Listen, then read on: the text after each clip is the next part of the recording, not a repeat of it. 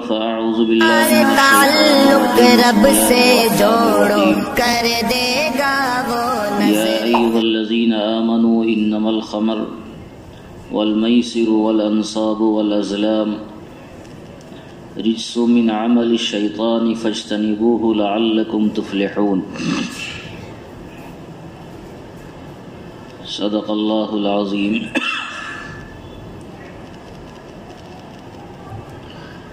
اللہ تعالی نے جو دین ہمیں عطا فرمایا ہے،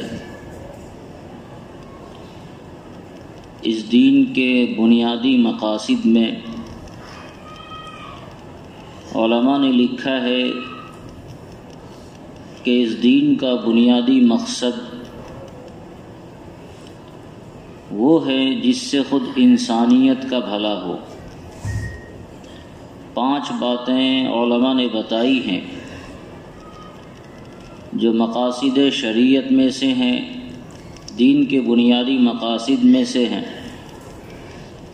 اور ان 5 کا تعلق خود انسان کی ذات سے ہے۔ پہلا مقصد ہے خود انسان کے دین کی حفاظت۔ اللہ تعالیٰ نے یہ دین اتارا اس لیے کہ ہمارا دین محفوظ رہے۔ جان کی حفاظت، مال کی حفاظت، اس دین کے جو احکام ہیں ان میں سے بیشتر کا تعلق ہماری جان کی حفاظت سے ہے، کہیں ہم ہلاک نہ ہو جائیں۔ بیشتر چیزوں کا تعلق ہمارے مال کی حفاظت سے ہے۔ اسی طرح نسل کی حفاظت بھی اس دین کے بنیادی مقاصد میں سے ہے۔ یہ دین پر عمل کرنے سے انسان کا اسلام محفوظ رہتا ہے، اس کی جان محفوظ رہتی ہے، اس کا مال محفوظ رہتا ہے، اس کی نسل محفوظ رہتی ہے، اور ایک اہم مقصد ہے عقل کی حفاظت۔ اس دین پر عمل کرنے سے انسان کی عقل بھی محفوظ رہتی ہے۔ اللہ تعالیٰ نے دین میں بے شمار ایسے احکام نازل فرمائے جن احکام کا بنیادی مقصد یہ ہے کہ انسان کی عقل کی حفاظت کی جا سکے۔ عقل کی جو دولت ہے اللہ رب العزت کا وہ بیش قیمت عطیہ ہے۔ اللہ تعالیٰ نے انسانوں کو اس سے سرفراز فرمایا، اور انسان یوں کہیے کہ عقل کی وجہ سے ہی دوسرے جانداروں سے ممتاز ہے۔ دوسرے جانوروں کے اندر عقل کی دولت نہیں ہے، اور انسان میں عقل کی دولت ہے۔ انسان اپنی اسی عقل کی وجہ سے کمزور ہونے کے باوجود بھی انتہائی طاقتور چیزوں کا استعمال کر لیتا ہے، اور اپنے سے 1000 گنا طاقتور چیزوں کو وہ اپنے قبضے میں کر لیتا ہے۔ ظاہر ہے کہ اگر انسان کا اور ہاتھی کا مقابلہ ہو تو کوئی جوڑ نہیں ہے۔ ہاتھی اگر اپنا ایک پاؤں انسان کے سر پر رکھ دے تو اس کی زندگی کا خاتمہ ہو جائے، لیکن انسان کا ایک معمولی بچہ اپنی عقل سے ہاتھی جیسے طاقتور چیز کو اپنے قابو میں رکھتا ہے۔ اور اب تو نئی تکنیکیں آئی ہوئی ہیں، انسان شیر کو اپنے قابو میں کر لیتا ہے، درندوں کو اپنے قابو میں کر لیتا ہے۔ اللہ تعالیٰ نے اسے جو عقل کی دولت دی، اس عقل کی دولت سے وہ اپنی جانی دشمنوں کو جو انسان کو دیکھے اور اس پر حملہ کر دے، اسے اپنا تابع اور فرما بردار بنا لیتا ہے۔ آپ نے چڑیا گھروں میں دیکھا ہوگا یا اور کھیل کے مقامات پر دیکھا ہوگا کہ بہت سے لوگ ان خونخوار جانوروں کو اپنا دوست بنا لیتے ہیں۔ یہ اسی عقل کی دولت کی وجہ سے ممکن ہو سکا ہے۔ اسی طرح انسان اپنی عقل سے ایسے ایسے کارنامے انجام دے لیتا ہے کہ بظاہر ان کارناموں کے بارے میں سوچنا ممکن نہیں ہے۔ آج جو جہاز اڑا رہا ہے انسان، یا آسمانوں سے بات کرتے ہوئی بلڈنگیں بنا رہا ہے، یا سمندر کی گہرائی میں جو محلیں بنا رہا ہے، یہ سب آخر کس کی دین ہے؟ اللہ رب العزت کی اسی عطا کا صدقہ ہے۔ اگر اللہ تعالیٰ انسانوں کو عقل نہیں دیے ہوا ہوتا تو انسان بھی روز ازل سے ایک ہی کام کرتا، اس میں ترقی نہیں ہوتی۔ جانوروں کو اللہ تعالیٰ نے عقل نہیں دی، تو آپ دیکھیں گے سیدنا آدم علیہ السلام کے زمانے میں جانور اگر گھاس کھاتے تھے تو وہ آج بھی گھاس ہی کھا رہے، اس میں کوئی تبدیلی نہیں آئی ہے۔ پہلے وہ کپڑا نہیں پہنتے تھے، آج بھی اس میں کوئی تبدیلی نہیں آئی، آج بھی وہ بغیر کپڑے ہی کے چلتے پھرتے ہیں۔ پہلے وہ جس طرح کے مکان میں رہتے تھے، آج بھی اسی طرح کے مکان میں وہ رہتے ہیں۔ اس کے رہن سہن میں، اس کے بود و باش میں، اس کے کھانے پینے میں، اس کی زندگی کے گزارنے کے طریقوں میں کوئی تبدیلی نہیں آئی۔ ہر زمانے کا جانور ایک ہی جیسا ہے۔ گائے گھاس کھاتی ہے تو ہر زمانے میں گھاس کھاتی ہے، ہر جگہ پر گھاس کھاتی ہے، اس کا اتنا ہی کام ہے۔ اور اس سے یہ بھی نہیں ہو سکا کہ اپنا چارہ خود تیار کر لے۔ یہ تو ہے کہ اللہ تعالیٰ نے ہر چیز کے اندر سوجھ بوجھ عطا فرمائی ہے۔ اعطى كل شيء خلقه ثم هدى، ہر چیز میں اللہ تعالیٰ نے سوجھ بوجھ عطا فرمائی ہے۔ اس سوجھ بوجھ کے ذریعے وہ اپنے نفع نقصان کو تھوڑا بہت پہچان لیتا ہے۔ گائے کو اگر گھاس کے بجائے کوئی اور دوسری چیز دیں تو شاید وہ نہیں کھائے، اسے پتہ ہے کہ اس کا چارہ کیسا ہوتا ہے۔ گائے یا جانور اپنے جانوروں کے لیے جو قربانی دیتا ہے، اسے پتہ ہے کہ یہ اس کا جانور ہے اور اس کی پرورش کے کیا طریقے ہو سکتے ہیں۔ وہ اپنے تھن کو اپنے جانوروں کے لیے، اپنی نسل کے لیے چھوڑ دیتا ہے تاکہ اس کی نسل اس تھن سے اپنی خوراک لے۔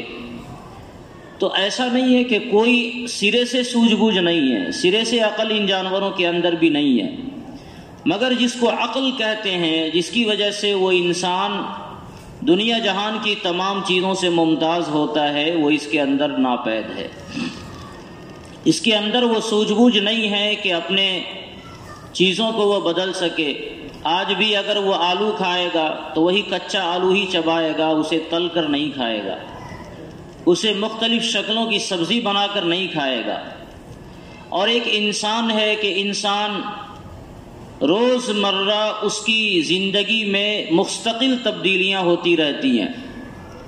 ہر زمانے میں الگ الگ طریقے وہ اختیار کرتا ہے۔ کبھی کھان پین کا طریقہ الگ تھا، آج وہ طریقہ دوسرا ہے۔ زمانہ آئے گا یہ طریقہ بھی بدل جائے گا۔ اس کے لباس کے طرز کا طریقہ کبھی الگ تھا، آج دوسرا ہے۔ ہو سکتا ہے زمانہ آوے اور بھی اس میں کچھ ترقی کر جائے۔ ایک معمولی کپڑے میں وہ 1000 ڈیزائن دیتا ہے، معمولی ناخن کے اندر وہ 1000 ڈیزائن پیدا کر لیتا ہے، اپنے بالوں کو مختلف طرز میں وہ سجا لیتا ہے۔ تو یہ کیوں ہے؟ اس لیے کہ اللہ رب العزت نے اسے عقل دی، اور اس عقل کا استعمال کر کے صحیح یا غلط، کبھی وہ صحیح سمت میں اس کا استعمال کرتا ہے تو اس کے بیشتر فائدے ہوتے ہیں، اور کبھی وہ غلط سمت میں اس کا استعمال کرتا ہے تو اس کے نقصانات بھی ہوتے ہیں۔ اللہ تعالیٰ نے اسی عقل کے ذریعے، اللہ کی دی ہوئی اس عقل کے ذریعے انسان کبھی جہاز بنا لیا، دنیا جہان کی مصنوعات بنا لیا، تو اس کی وجہ سے انسانیت کو بھلا ہوا۔ جو کام پہلے گھنٹوں میں ہوتا تھا وہ منٹوں میں ہوتا ہے۔ پہلے عورتیں چکیوں پر آٹا پیستی تھی، اس کی مشین آ گئی۔ پہلے باضابطہ آٹا گوندھا جاتا تھا، اس کی مشین آ گئی۔ پہلے روٹیوں کو بیلا جاتا تھا، اب اس کی مشین آ گئی۔ تو اس طرح انسانوں نے بہت ساری چیزوں کا ایسا ایجاد کیا جو انسان کے لیے نفع بخش ہے، مگر اسی کے ساتھ اسی عقل کے ذریعے انسان نے زہر بنا لیے، بم بنائے، ایٹم بم بنائے، دوسرے نقصان کی چیزیں بنائی جو انسان کے لیے نقصان دہ بھی ہیں۔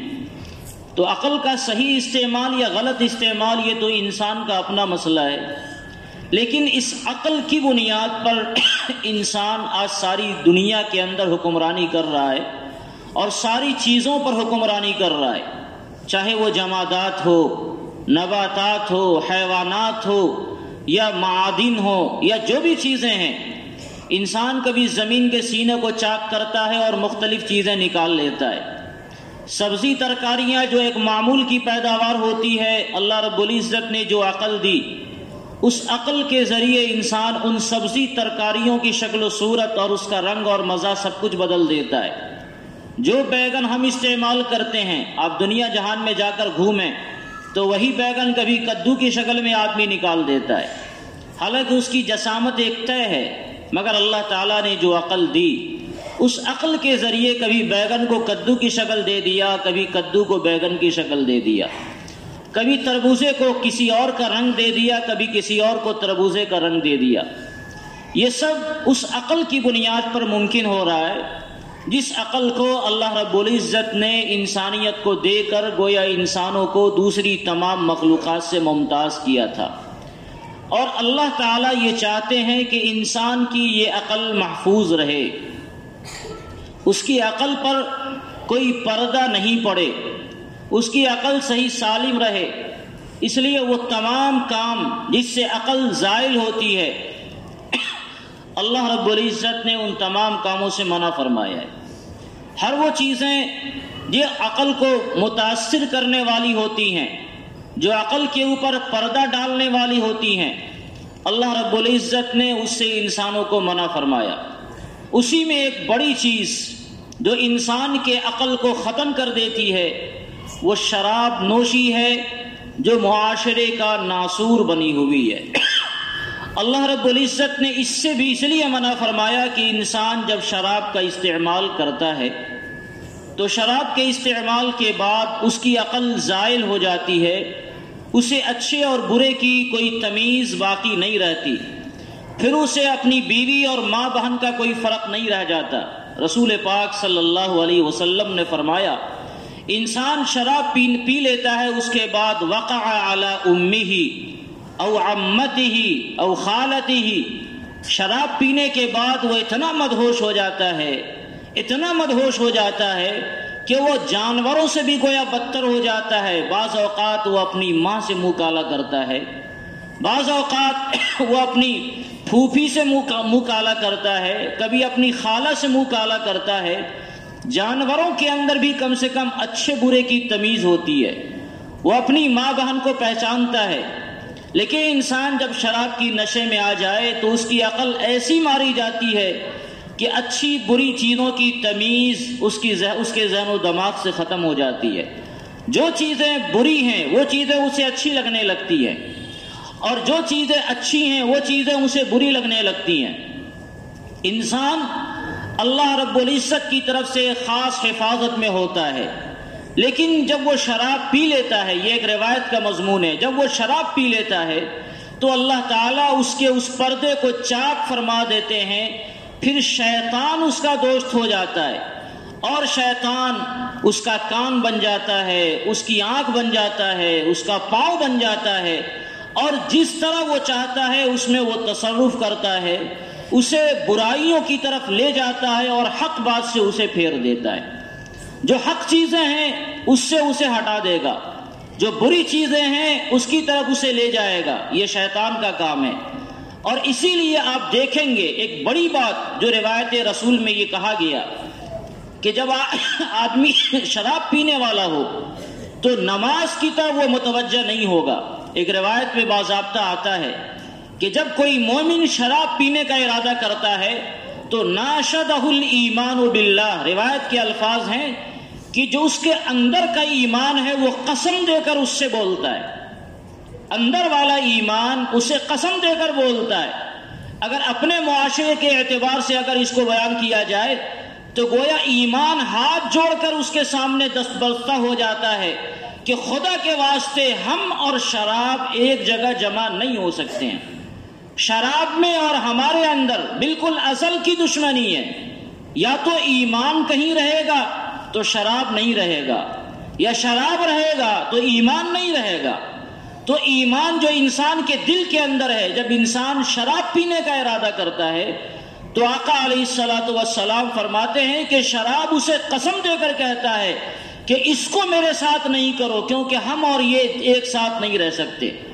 اب اگر ایمان والا ایمان کے اس تنبیہ پر متنبہ نہیں ہوا اور اس کے باوجود بھی وہ پی لیا، تو جیسے ہی اس نے شراب کو اندر داخل کیا، شراب اس کے سینے سے ایسا بدک کر بھاگتا ہے کہ 40 دن تک ایمان اس کے اندر داخل نہیں ہو پاتا۔ 40 دن ایک آدمی ایک بار شراب پیا، 40 دن تک ایمان اس سے روٹھ کر چلا جاتا ہے، الا یہ کہ وہ توبہ کر لے، توبہ کرنے کے بعد ایمان تو واپس آتا ہے، مگر آپ علیہ الصلوۃ والسلام نے فرمایا کہ اس کی وجہ سے عقل کا ایک حصہ ہمیشہ ہمیشہ کے لیے ختم ہو جاتا ہے۔ یعنی اگر اللہ تعالیٰ نے عقل کے 99 حصے بنائے تو 99 حصوں میں شراب پینے کی وجہ سے انسان کی عقل کا ایک حصہ ہمیشہ کے لیے ختم ہو جاتا ہے۔ توبہ کے بعد ایمان تو واپس آتا ہے، مگر اس کی جو عقل ختم ہو گئی وہ کبھی اس کو واپس نہیں ملتی ہے۔ جو انسان شراب پیے گا اس کی عقل کم ہوتی چلی جائے گی، یہاں تک کہ عین شراب کی حالت میں تو وہ مخبوط الحواس ہے ہی، جب شراب کا نشہ ختم ہو جائے تب بھی اس کی عقل کم ہو جاتی ہے۔ بعض روایت میں آتا ہے آپ علیہ السلام نے فرمایا لا یشرب الخمر حین یشربها وهو مؤمن، جب انسان شراب پیتا ہے تو شراب پینے کے ساتھ ساتھ وہ مومن نہیں رہتا، اس کا ایمان نکل جاتا ہے۔ سیدنا ابو موسیٰ اشعری رضی اللہ تعالیٰ عنہ نے تو بڑی سخت وعید سنائی، انہوں نے فرمایا کہ مجھے کوئی فرق نہیں پڑتا اس بات سے، اس باتوں میں کہ میں شراب پیوں یا بتوں کی پوجا کروں۔ یہ روایت کا مضمون بھی ہے جس کو حضرت ابو موسیٰ اشعری نے اپنے الفاظ میں بیان فرمایا۔ ایک آدمی شراب پینے والا اور ایک آدمی بتوں کی پوجا کرنے والا، یہ دونوں برابر ہے۔ آپ علیہ الصلوۃ والسلام نے بھی فرما رکھا ہے جو شراب کا عادی ہے کعابد وثنٍ، وہ بندہ ایسا ہی ہے جیسے بت کا پجاری ہے۔ بت کی پوجا کرنے والا اس کی بھی عقل ماری ہوئی ہے کہ اپنے ہاتھ سے تراشیدہ چیزوں کی وہ پوجا کر رہا ہے، اور شراب کا پینے والا اس کی بھی عقل ماری ہوئی ہے۔ اگر وہ پہلے بھی ہوش میں ہوتا تو شراب نہیں پیتا، شراب پیا اس کا مطلب یہ ہے کہ وہ پہلے سے ہوش میں نہیں تھا، پہلے ہی سے اس کی عقل ماری ہوئی تھی، اس لیے وہ شراب پی رہا ہے۔ آپ علیہ الصلوۃ والسلام نے ارشاد فرمایا جو آدمی شراب کا عادی ہو کر دنیا سے جاتا ہے گویا وہ بت کا پجاری ہو کر دنیا سے گیا، اس حالت میں وہ دنیا سے گیا کہ گویا وہ بت کی پوجا کرنے والا ہے۔ یہ صحیح ہے کہ اس کے اندر کی ایمان کی وجہ سے اللہ تعالیٰ کبھی نہ کبھی اگر اللہ کا فضل ہوا تو اس کو بخش دیں گے، لیکن یہ کم بڑی وعید نہیں ہے کہ شراب کو اور شرک کو رسول پاک علیہ الصلوۃ والسلام کی مختلف روایتوں میں ایک درجہ بیان کیا گیا عملاً، ایک طرف شراب اور ایک طرف شرک، یہ دونوں برابر ہیں۔ جیسے شرک کرنے والا بے عقل ہے ویسے ہی شراب پینے والا بے عقل ہے۔ کیوں؟ شراب کی وجہ سے انسان کی عقل ماری جاتی ہے، اور اچھے برے کی تمیز ختم ہو جانے کی وجہ سے شراب ام الخبائث کہا گیا۔ اس کی وجہ سے آدمی دوسرے بے شمار برائی کے کام کر لیتا ہے۔ جیسے اس نے شراب پیا تو اب شراب پر بس نہیں رہا، اس کے بعد اور برائیوں کے دروازے کھلیں گے، پھر اس کے بعد وہ شراب پینے والا بندہ کیا کرے گا وہ خدا ہی جانتا ہے۔ نسائی شریف کی یہ روایت ہے، سیدنا عثمان غنی رضی اللہ تعالیٰ عنہ فرماتے ہیں کہ پرانے زمانے میں ایک بندہ تھا، بڑا عابد و زاہد، بڑا عبادت گزار۔ ایک مرتبہ ایک خاتون کو اس پر دل آ گیا، اور اس خاتون نے کسی بہانے سے اپنے پاس اسے بلا لیا، کہا کوئی بچہ ہے جس کو جھاڑ پھونک کرنا ہے، ذرا سا آپ اللہ والے ہیں جھاڑ دیجئے، اور کسی خادمہ کے ذریعے اس کے پاس بلا کر اس کا روم بند کر دیا۔ اس کے بعد عورت نے اسے گناہ کی دعوت دی، یہ بندہ اپنے آپ کو بچاتا رہا، گناہ کی دعوت دی، تو عورت یہ کہتی ہے کہ دیکھو یہ شراب کا مٹکا رکھا ہوا ہے اور یہ بچہ رکھا ہوا ہے جس کو جھاڑنے کے لیے تمہیں بلایا گیا ہے، تمہارے سامنے 3 راستے ہیں، ان تینوں میں سے ایک کو اپنانا پڑے گا۔ یہ 3 راستوں میں تمہیں ایک راستے کو اپنانا پڑے گا، یا تو تم مجھ سے زنا کرو، یا شراب پی لو، یا اس بچے کو قتل کر دو۔ 3 بڑے بڑے کام تھے، جن بڑے کاموں میں سے ایک کو اپنانا ہے، اور عورت نے دھمکی دی کہ اگر ان 3 کاموں میں سے تم نے کوئی کام نہیں اپنایا تو یاد رکھو میں تمہیں بدنام کر دوں گی، تم میرے گھر میں ہو، میرا گھر بند ہے، میں دنیا والوں کو بتا دوں گی یہ عابد و زاہد بڑا عبادت گزار بنتا تھا، بڑا علامہ بنتا تھا، اور دیکھیے اس کے کرتوت، یہ خاتون کے گھر میں آ گیا ہے اس کی عزت کے اوپر حملہ کرنے کے لیے، تو ایسے بھی تمہاری جان بچنے والی نہیں ہے۔ تو اب اگر خاموشی چاہتے ہو، یہ چاہ رہے ہو کہ تمہاری عزت سلامت رہے معاشرے میں، تو کیا کرو، یا تو شراب پی لو، یا مجھ سے غلط کام کر لو، یا اس بچے کو قتل کر دو جو بچہ معصوم ہے۔ تو اس بندے نے سوچا کہ ان تینوں کام میں شاید سب سے گناہ تو سبھی ہے، لیکن سب سے ہلکا عمل یہ ہے کہ آدمی شراب پی لے۔ اس نے شراب پی لی، نتیجہ کیا ہوا؟ نتیجہ یہ ہوا کہ دونوں کام اس نے کر لیا۔ شراب پی، اس کی عقل ماری گئی، اور نشے میں اس نے اور چڑھایا، اس کا انجام یہ ہوا کہ پھر اس نے زنا بھی کیا اور اس بچے کا قتل بھی کر دیا۔ ایک مرتبہ چند صحابی، جس میں سیدنا صدیق اکبر رضی اللہ تعالیٰ عنہ، سیدنا فاروق اعظم رضی اللہ تعالیٰ عنہ، حضور علیہ الصلوۃ والسلام کی وصال کے بعد یہ صحابہ بیٹھے ہوئے تھے اور آپس میں یہی تذکرہ چل رہا تھا کہ سب سے بری چیز، سب سے گندا عمل کون سا ہے؟ تو ایک نوجوان صحابی وہاں بیٹھے ہوئے تھے، سیدنا عبداللہ ابن عمر، حضرت عمر کے صاحبزادے۔ ان سے ان حضرات نے کہا کہ ایسا ہے کہ اس معاملے میں ایک فلاں صحابی حضرت عبداللہ ابن عمر ابن العاص رضی اللہ تعالیٰ عنہ سے جا کر تم پوچھ کے آؤ، وہ کیا فرماتے اس سلسلے میں، ان کی رائے کیا ہے، سب سے گندا عمل کیا ہے؟ تو یہ صاحب وہاں گئے پوچھنے کے لیے، پوچھ کے آیا، بتایا کہ وہ فرماتے ہیں کہ سب سے گندا کام شراب پینا ہے۔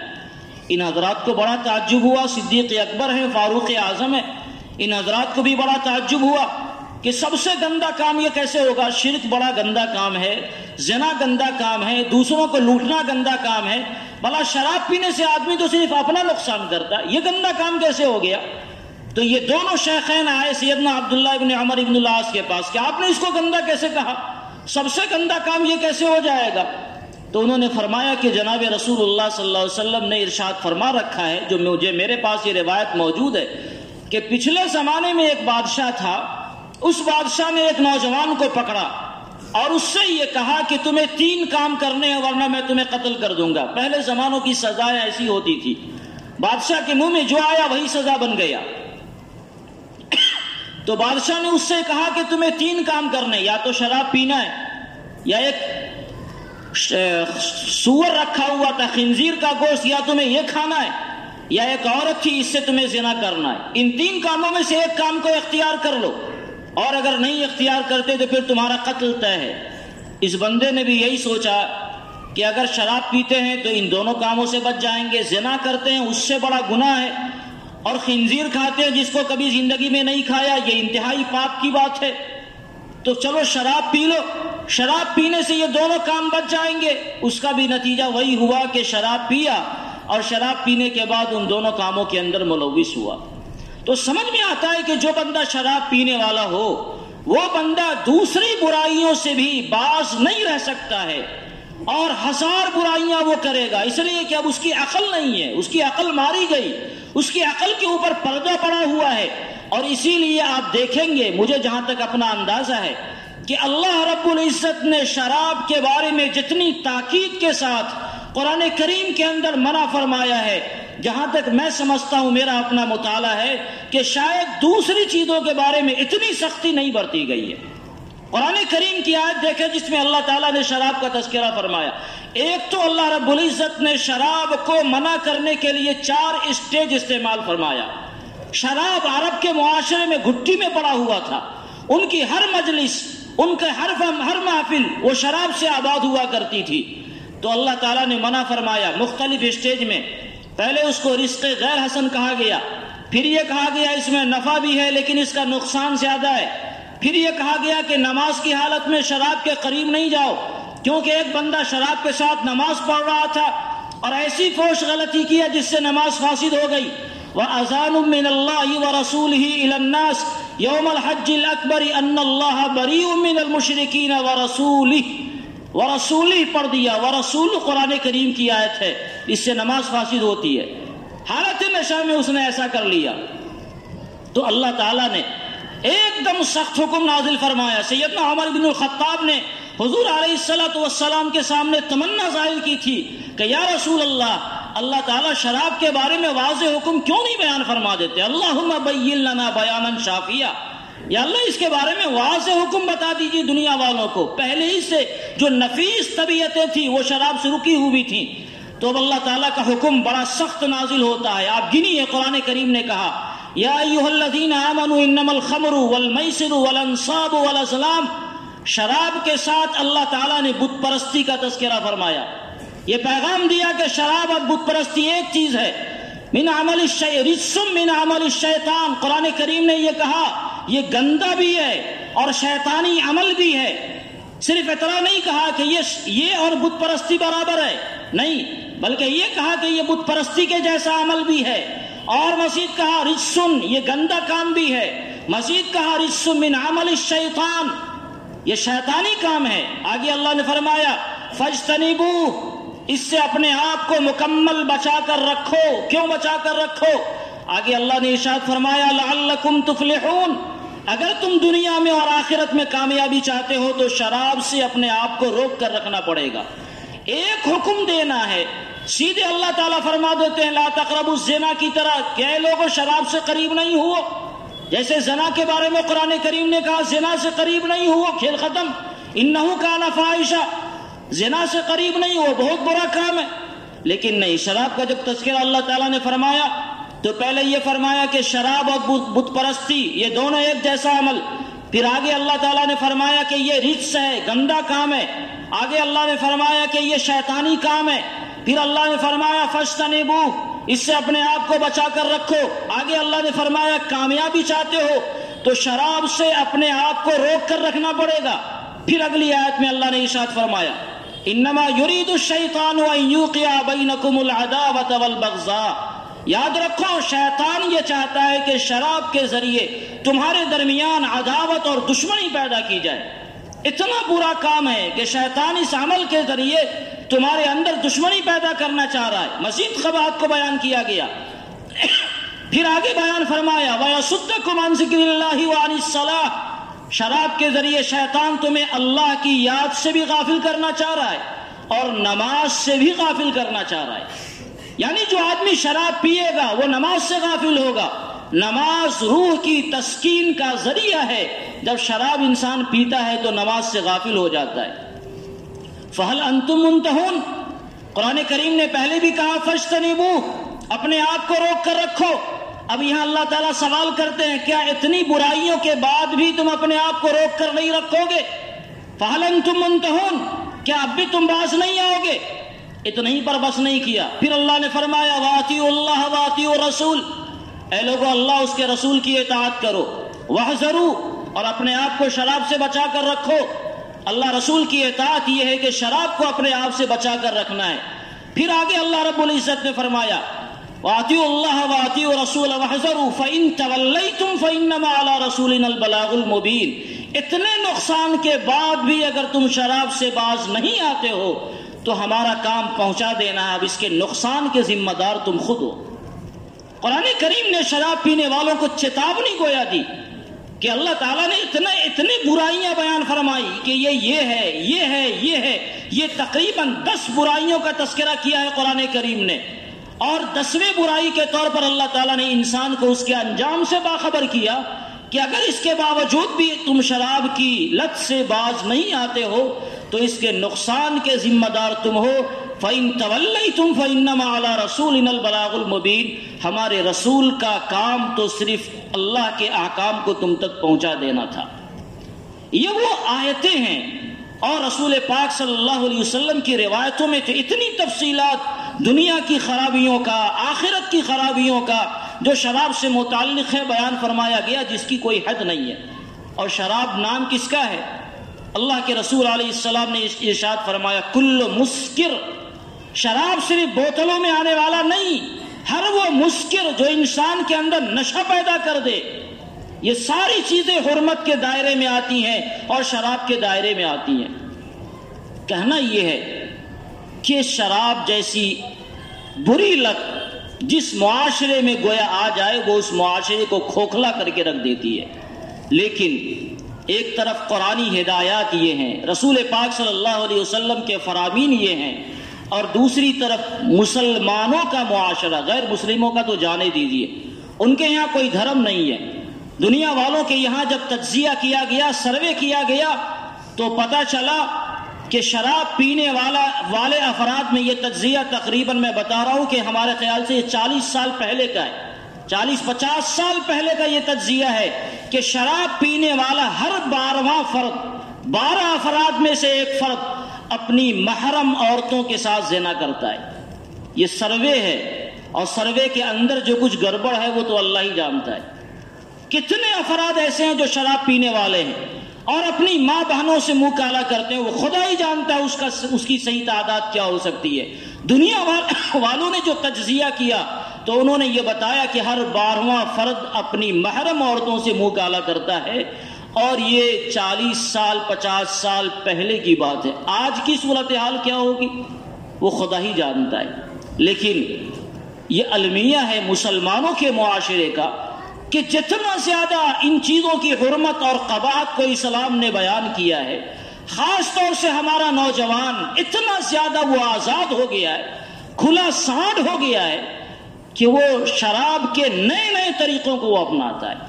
اگر اسے پیسے نہیں ملے، حیرت ہوتی ہے، مسلمان اتنا گر گیا کہ یہ لوہا رکھا ہوا ہے جو پیلر میں کھڑا ہے، اس کی کوئی نگرانی کرنے والا نہیں ہے، تو شراب کے نشے کا عادی رات میں ان 2-4 لوہوں کو کاٹ کر اور 5-10 روپے حاصل کرتا ہے تاکہ اپنی شراب کے نشے کی لت کو بجھایا جا سکے۔ اسے یہ اندازہ نہیں ہوتا کہ لاکھوں لاکھ روپیہ لگا کر مکان بنانے والا کتنی قربانیوں سے بناتا ہے، اور اسے ایک لوہے کے کاٹ لینے سے اس کا کیا نقصان ہوتا ہے۔ اسے یہ اندازہ نہیں ہے، اسے چوری کرنا ہے، اسے ڈکیتی کرنی ہے، جیب کاٹنے پر اگر موقع نہیں ملے گا تو آپ کی 2-4 اینٹ کہیں پر رکھی ہوئی ہوگی، وہ اینٹ اٹھا کر لے جائے گا، آپ کی سائیکل رکھی ہوئی ہوگی، سائیکل لے جائے گا۔ میں نے بتایا پیلروں میں لوہے رکھے ہوئے ہوتے ہیں۔